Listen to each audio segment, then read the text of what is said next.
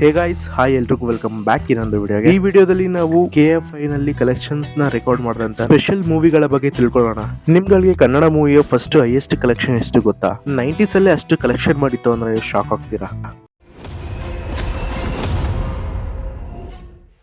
S, 1965 ಅಲ್ಲಿ Satya Harishchandra movie release ಆಗಿ ಆಗಿನ ಕಾಲದಲ್ಲೇ ಒಟ್ಟು 1 ಕೋಟಿಯಷ್ಟು ಕಲೆಕ್ಷನ್ ಮಾಡಿ. ಈ ಮೂವಿನ ಹುಣಸೂರು ಕೃಷ್ಣಮೂರ್ತಿ ಅವರು ಡೈರೆಕ್ಟ್ ಮಾಡಿದ್ದಾರೆ. 1995 ಅಲ್ಲಿ ಓಂ ಮೂವಿ ರಿಲೀಸ್ ಆಗಿ ಟೋಟಲ್ ಆಗಿ 10 ಕೋಟಿಯಷ್ಟು ಕಲೆಕ್ಷನ್ ಮಾಡಿತ್ತು. ಈ ಮೂವಿನ ಉಪೇಂದ್ರ ಅವರು ಡೈರೆಕ್ಟ್ ಮಾಡಿದ್ದಾರೆ. 2006 ಅಲ್ಲಿ ಮುಂಗಾರು ಮಳೆ ರಿಲೀಸ್ ಆಗಿ ಒಟ್ಟು 50 ಕೋಟಿಯಷ್ಟು ಕಲೆಕ್ಷನ್ ಮಾಡಿತ್ತು. ಈ ಮೂವಿನ ಯೋಗರಾಜ್ ಭಟ್ ಅವರು ಡೈರೆಕ್ಟ್ ಮಾಡಿದ್ದಾರೆ. 2017 ನಲ್ಲಿ ರಿಲೀಸ್ ಆದಂತ ರಾಜಕುಮಾರ ಮೂವಿ ಒಟ್ಟು ಟೋಟಲ್ ಆಗಿ 75 ಕೋಟಿಯಷ್ಟು ಕಲೆಕ್ಷನ್ ಮಾಡಿದೆ. ಈ ಮೂವಿನ ಸಂತೋಷ್ ಆನಂದರಾಮ್ ಅವರು ಡೈರೆಕ್ಟ್ ಮಾಡಿದ್ದಾರೆ. 2018 ನಲ್ಲಿ ರಿಲೀಸ್ ಆದಂತ KGF ಚಾಪ್ಟರ್ 1 ಮೂವಿ ಒಟ್ಟು 250 ಕೋಟಿಯಷ್ಟು ಕಲೆಕ್ಷನ್ ಮಾಡಿದೆ. ಈ ಮೂವಿನ ಪ್ರಶಾಂತ್ ನೀಲ್ ಅವರು ಡೈರೆಕ್ಟ್ ಮಾಡಿದ್ದಾರೆ.